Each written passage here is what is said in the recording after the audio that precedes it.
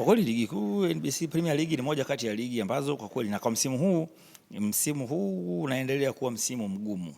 Unaendelea kuwa msimu mgumu kwa sababu timu zinaonekana zimejipanga. Ukiangalia performance ya timu unaona kabisa kwamba timu msimu huu zimejipanga. Achilia mbali Yanga, Simba, Singida Black Stars pamoja na Azam, lakini yani timu ukiangalia hata performance, kwa mfano tu hata Mbeya City, yani ukiangalia unaona kabisa kwamba timu zimejipanga. Kwa hiyo msimu huu wa NBC Premier League ni moja kati ya misimu ambayo inasaidia, lakini pia kuzijenga timu zetu kwenye kushiriki michuano ya kimataifa. Ndio sasa hivi usajili wa wachezaji kutoka nje ya nchi ni kawaida kwa vilabu. Zamani ilikuwa Simba, Yanga, Azam, labda Singida Black Stars, lakini sasa hivi wachezaji kutoka nje ya nchi wapo katika timu zote, katika kila timu wapo. Kwa hiyo ni moja kati ya kitu ambacho kinaonesha kwamba timu zetu za NBC Premier League zina malengo, kwa sababu unaposajili mchezaji kutoka nje, kama wewe unajikita kwa ajili ya michuano ya kimataifa. Kwa hiyo ni moja kati ya kitu ambacho kinaonyesha jinsi ambavyo ligi yetu inavyoendelea kuwa maarufu na kuvutia sio tu wachezaji. Hata kuna siku walikuwa wanazungumza, ndio walikuwa wanazungumza kiutani Ahmed, kwa jinsi ambavyo makocha wanafanya application za waliotangaza nafasi ya coaching. Huwezi kuamini jinsi ambavyo makocha kutoka mataifa mbalimbali wanatamani kuja kufundisha timu zetu za hapa. Sio Yanga, Simba, Azam na Singida Black Stars, timu nyingine, yani jinsi ambavyo yoyote ile wanavyohitaji, yani makocha kutoka mataifa mbalimbali kuanzia bara la Amerika, Europe, Asia wanafanya application kuomba. Kwa hiyo ni moja kati ya kitu ambacho kwa kweli kinaonyesha jinsi ambavyo ligi yetu inaendelea kukua. Mambo matatu ambayo makubwa yamefanyika upande wa michezo msimu huu, pengine huko nyuma hakuwahi kufanyika. Unaweza kaniambia ni yapi, na pia pengine yameenda kusaidia nini kwenye sekta ya michezo? Sekta ya michezo, kwanza miundombinu. Miundombinu ni kitu cha kwanza, kwa sababu sheria kwanza katika 17 laws of the game ya kwanza ni miundombinu, ni uwanja. Kwa ile investment iliyofanyika kwenye viwanja ni moja kati ya kitu ambacho kinaonyesha, kwa sababu ndio msingi. Leo hii unaona wa Morocco pale. Morocco unavyoona yani hata kama wakipigiwa simu leo, Morocco, this is December, January tutaleta mashindano huko ya World Cup, wako tayari, wana kila kitu. Unavyoona Egypt, unavyoona Algeria, unavyoona ndio South Africa, unavyoona Morocco. Kwa hiyo ni moja kati ya kitu ambacho miundombinu ya michezo ndio kipaumbele cha kwanza.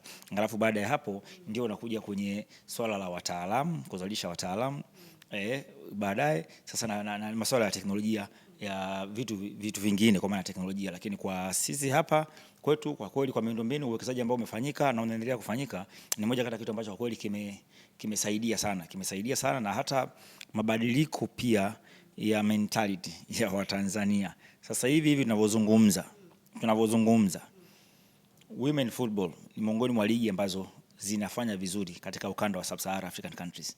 Ligi yetu ya soka la wanawake, juzi kuna ndio ulikuwa Simba Queens na Yanga, jinsi walivyokuwa wanacheza, watu walikuwa wanafuatilia kwenye peji. Kuna peji moja watu hadi wakaanza kujadili, kuna comments, watu wametoa comments ambao wapo sio tu Afrika bali hata Amerika, tena iko Latin America, wana comment na maana wanafuatilia.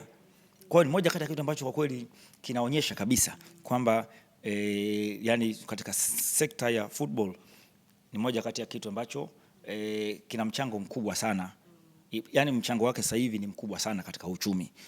Katika women football nimekuambia hivyo kwamba sasa hivi hata mitazamo ya wazazi, zamani ilikuwa mzazi labda mtoto wake wa kike vipi, nataka sijui nikacheze labda dama au nini, lakini sasa hivi mzazi akiona mwanae wa kike ana talent ya football, mzazi anavutiwa mwanae acheze football, kwa sababu sasa hivi kama wale JKT Queens wao wanafanya vizuri, ni chanzo cha ajira.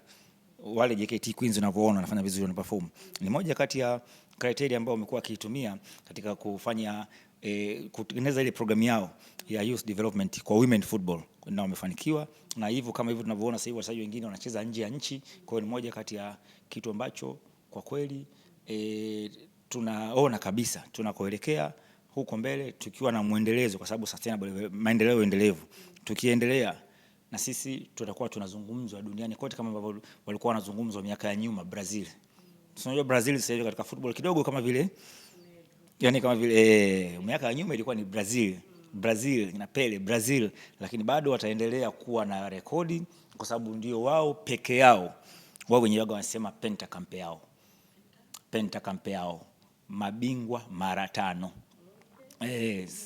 Mabingwa mara 5 wa World Cup. Kwa hiyo bado wataendelea kuwa hivyo mpaka nchi nyingine ije labda kuja kuvunja rekodi hiyo ya pentakampeao ya Brazil. Na yes. Na upande wa mafanikio ambayo pia tuko nayo kupeleka timu 4 kwa mwaka 2025 pia ni mafanikio makubwa pia. Ni mafanikio makubwa na mafanikio endelevu, kwa sababu yote kama hivyo tuingia kwenye timu zote 4 zimeingia kwenye 16 bora. Ni moja kati ya kitu ambacho kinaendelea kuweka rank ya ligi yetu, kwa sababu ligi 11 ni ligi 11 duniani, katika bara la Afrika, katika mataifa 53 ambayo huwa yanapata favorite hiyo ya kupewa timu 2 klabu bingwa, 2 kombe la shirikisho. Kwa hiyo tunaendelea kutokana na performance ya vilabu vyetu. Kwa hiyo hata msimu huo uliopita, bado msimu huo vimeingia vilabu, yani vimeingia kwenye hatua ya 16. Kwa hiyo ni moja kati ya kitu ambacho kimesaidia sana kuendeleza rank ya ligi yetu. Shukrani sana. Asante sana.